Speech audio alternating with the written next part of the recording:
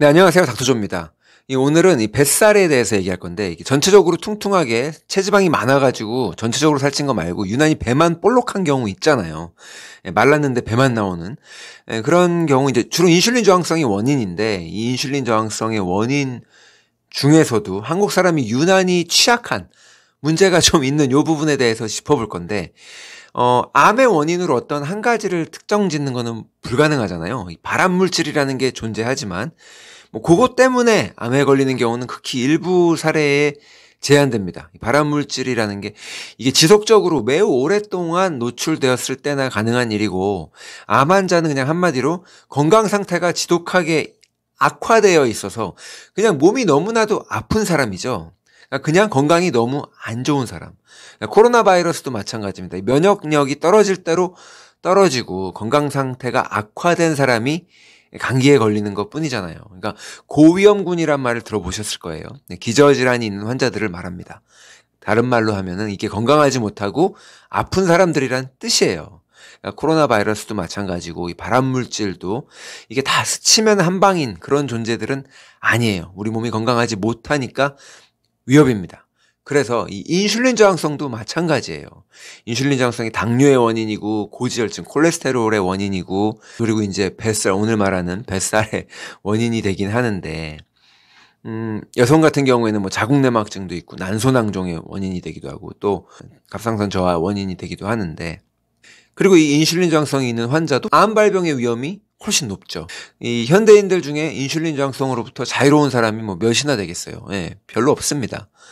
근데 이 인슐린 저항성의 원인, 어느 하나로 특정 짓기는 어렵다라는 말씀을 먼저 드리지만 우리가 이제 흔히 생각해 볼 수 있는 원인으로는 단순당 위주의 가공식품이 대부분인 이 현대인들의 식단, 그게 가장 큰 원인으로 지목을 하잖아요. 그리고 그 다음이 스트레스일 거예요. 인슐린이라고 하는 호르몬은 식사를 하면 그때 나오긴 하지만 스트레스가 심해도 나오기 때문에 아무리 뭐 굶고 아니면은 당지수가 높은 음식들을 피하고 채소만 먹고 이래도 스트레스를 해결하지 못하면 비만, 당뇨, 고혈압, 고지혈증, 암 발병 위험이 올라가게 됩니다. 여성분들 난소낭종, 자궁내막증, 갑상선 저하까지. 예, 거기다가 이게 식사보다 스트레스예요. 그리고 거기에 더해서 이 한국인들에게 특화된 인슐린 저항성의 숨은 원인이 있습니다. 이게 바로 수면 부족이에요. 이 기사를 봤더니 대한민국 전 세계 17개국이랑 비교해 봤더니 수면 점수가 꼴찌예요. 그러니까 잠자는 시간, 절대적인 시간 자체도 모자라지만 잠자는 습관이나 이런 것도 문제가 있다는 거죠. 평균이 6.3시간. 예, 7시간을 채 못 자고 이제 6시간 조금 더 자는 건데 이거보다 훨씬 적게 자는 사람들도 많잖아요. 예. 수면 시간이 거의 전 세계 최하위 수준이라고 해요. 근데 이 수면 부족이 인슐린 저항성의 원인입니다. 하루 이틀 된 문제가 아니라 한국 사람들한테는 되게 오래된 전통이죠. 어찌 보면 잠 조금 자는 게 문화일 수도 있어요. 저 어렸을 때도 수험생들 사당 오락 이런 말도 있을 정도로 잠자는 거에 대해서 가치 있게 여기지 않았단 말이에요. 수면 부족의 원인은 굉장히 다양한데 이 한국을 잘 모르는 해외 연구기관에서는 우리나라 사람들이 노동시간이 긴 거를 지적을 하기도 하지만 저는 문화적인 측면이 더 크다고 봅니다. 서울을 가면은 정말 화려하고 밤에 불이 꺼지지가 않아요. 라스베가스의 밤보다 어쩌면 더 화려하고 밝은 이 서울의 밤문화, 거기다가 밤에도 배달을 해주는 야식 문화, 이거 대한민국 밖에 그런 데가 별로 없어요. 그러니까 이런 문화적인 측면을 무시할 수가 없다는 거예요. 그 인슐린을 대신해서 일을 해주는 인슐린 유사성장인자나 성장 호르몬, 이게 밤 10시에서 1시 사이에 가장 많이 분비됩니다. 근육량을 유지하고 뱃살을 좀 빼고 지방을 잘 태우고 대사를 높게 유지하기 위해서는 이 시간에 잠을 자서 인슐린 유사 성장인자나 성장 호르몬들이 나와줘야 돼요. 그 시간에 자고 있어야만 나온다고요. 그 시간에 안 자고 깨어 있으니 일단 우리한테 되게 유리한 좋은 무기 하나를 버리고 가는 셈입니다. 우리 몸은 인슐린에만 의존하는 몸이 되는 거예요. 그 시간에 깨어 있으면 간도 지치고 힘들어집니다. 이 간은 되게 열심히 일하는 장기거든요. 그게 뭐 당이 됐든 알코올이 됐든 약물이 됐든 뭔가를 먹어서 우리 몸에 들어오는 독소는 이 간이 다 해독을 합니다. 간을 거쳐야만 해독이 돼요. 간이 쉴 수 있는 시간은 굶을 때랑 잘 때뿐입니다. 근데 쉬지 않고 음식을 먹거나 계속, 아니면 잠을 안 자는 경우가 너무 많다는 거죠. 아니면 혹시 잠을 자긴 자는데 야식을 늦게 먹고 잠에 들었거나 아니면 과음을 하고 잘 경우에는 우리 뇌랑 몸은 쉬는 것 같지만 간은 잠도 못 자고 혼자 야근을 해야만 돼요. 굉장히 불쌍한 장기죠. 당뇨 환자에게 인슐린만큼이나 이 간 기능의 중요한 이유를 설명한 영상이 있는데 이거 참고하시면 좋을 것 같아요. 뱃살 좀 빼보려고 다이어트를 하는데 살이 정말 안 빠지는 경우 수면을 꼭 체크해 보셔야 됩니다. 그 수면 문제를 해결하지 않으면 안 빠질 거예요. 그러니까 병원에서 내가 당뇨 전 단계 판정을 받고 아니면 스스로 각성해서 살을 뺄 목적으로 운동도 하고 식단도 건강하게 바꾸고 심지어 간헐적 단식도 실천하는데 살도 안 빠지고 이 혈당 개선도 안 되시는 분들, 잘 점검해 보시면 수면 시간에서 걸리는 경우가 많습니다. 최근에는 이 연구들에서 수면의 질이 좋으면 대사 기능이 개선된다는 게 밝혀졌어요. 하루에서 7시간에서 9시간, 그러니까 평균 8시간이죠. 이 정도 수면을 취해주는 게 좋고, 수면 시간이 5시간 이하로 떨어질 경우에는 인슐린 민감성이 떨어지고, 그러니까 인슐린 민감성이 떨어지면 인슐린 저항성이 올라갔다는 얘기죠. 그러니까 당을 막 이렇게 원하고 당을 갈망하는 그 식탐이 증가하고, 전체적으로 인슐린의 위험성이 증가하는 거예요. 당연히 수면 시간을 늘리는 거 하나만으로 픽스가 될 수 있습니다. 인슐린 저항성을 되돌릴 수 있다고 하는 연구가 있어요. 그리고 2022년에는 또 다른 연구에서 이 수면 부족이 호르몬 불균형을 유발해서 인슐린 저항성의 위험을 증가시킨다고 발표했습니다. 그 인슐린 저항성은 인슐린 호르몬이 과다하게 분비되는 현상이잖아요. 그러니까 필연적으로 호르몬 불균형이 발생해요. 이 호르몬들이라고 하는 건 서로 신호를 주고받으면서 피드백을 통해서 조금만 덜 내보내라, 더 내보내라, 균형을 이루고 있는 건데. 그러니까 시카고 대학의 한 연구에서는요, 연구에 참여한 이 지원자들을 대상으로 4일 동안, 하루 이틀 사흘, 나흘, 4일 동안 연속적으로 이제 수면 시간을 제한시켰어요. 잠을 못 자게 했다고요. 인슐린 민감성이 23% 낮아졌어요.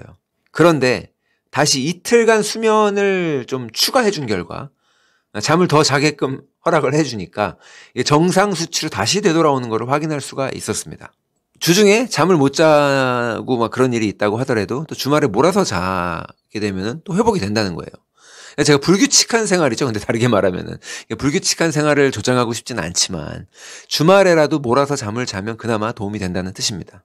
이 같은 대학에서, 시카고 대학에서 수면 부족이랑 당뇨의 연관성을 밝히기도 했어요. 수면 부족하면 당뇨의 위험이 올라간다는 뜻이에요. 무슨 말이에요? 인슐린 저항성이 심해진다는 얘기예요.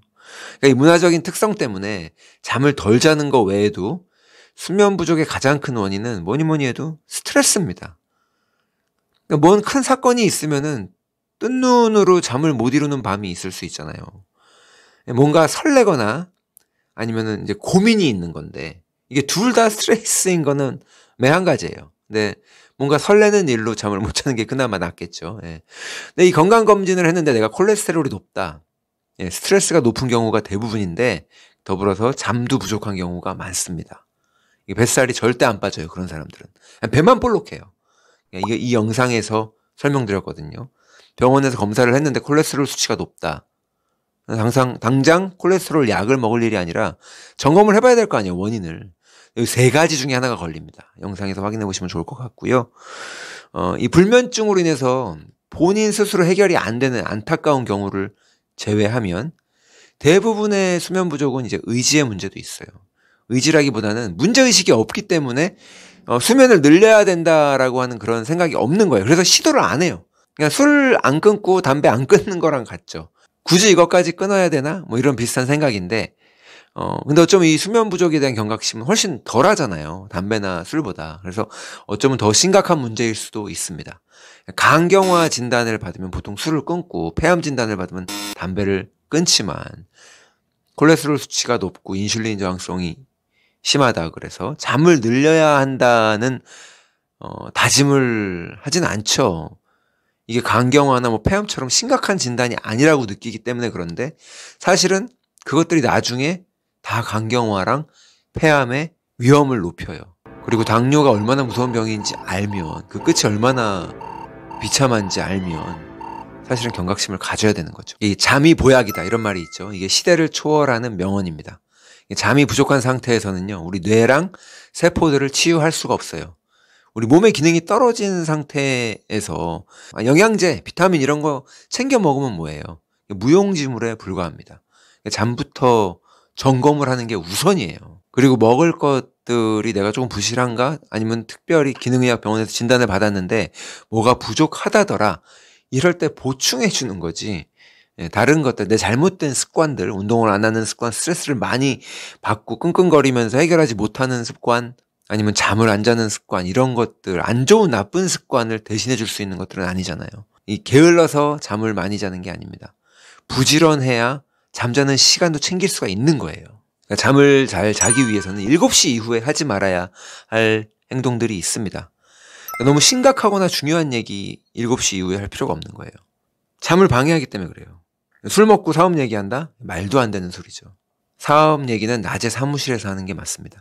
두 번째, 컴퓨터나 핸드폰 같은 전자기기도 밤에는 안 쓰는 게 좋죠. 밤에 책 보면 잠 잘 와요. 근데 핸드폰 하면 잠이 안 와요. 그리고 또 잠을 방해할 정도의 이제 격렬한 운동. 시간이 없으니까 밤늦게 운동하시는 분들 많잖아요.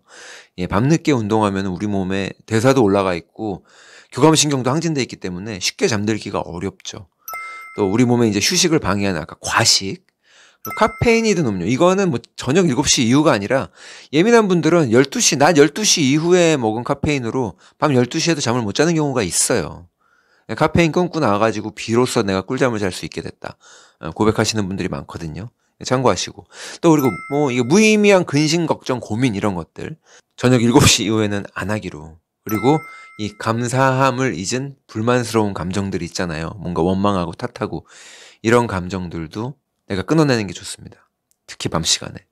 잠을 잘 자기 위해서는요. 낮에 충분한 햇빛을 보는 게 중요해요. 불면증에 시달리는 사람들 대부분 낮에 바깥에서 햇빛 보고 운동하거나 일해본 적이 없기 때문에 그래요. 낮에 야외에서 햇빛을 보고 활동을 하면 밤에 잠을 잘 가능성이 큽니다. 이 햇빛이 동공을 통해서 들어와가지고 각막을 치면은 나중에 밤에 멜라토닌이 잘 나온단 말이에요.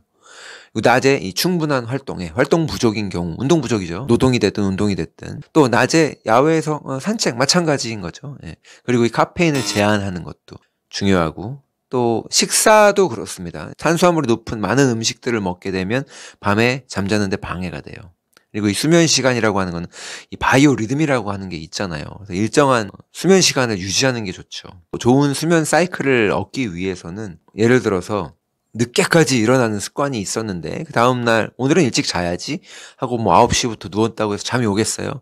예, 차라리 그냥 아침에 일찍 힘들게 일어나고 그 다음 그날 힘들게 일어난 날 일찍 잠에 드는 걸로부터 해서 이 사이클이 시작되고 때문에 저는 멜라토닌이나 이런 거 먹는 것도 괜찮다고 생각해요. 우리가 여행 같은 거 갔을 때 시차 적응을 하기 위해서 일시적으로 멜라토닌 사용하고 이러잖아요.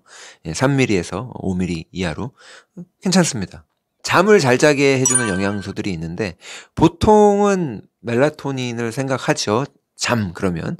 근데 그거 말고 실제로 마그네슘 100에서 200mg 그리고 L테아닌 100에서 400mg, 이노시톨 1000에서 2000mg, 그리고 글라이신 2000에서 3000mg. 요 네 가지 마그네슘, L테아닌, 이노시톨, 글라이신.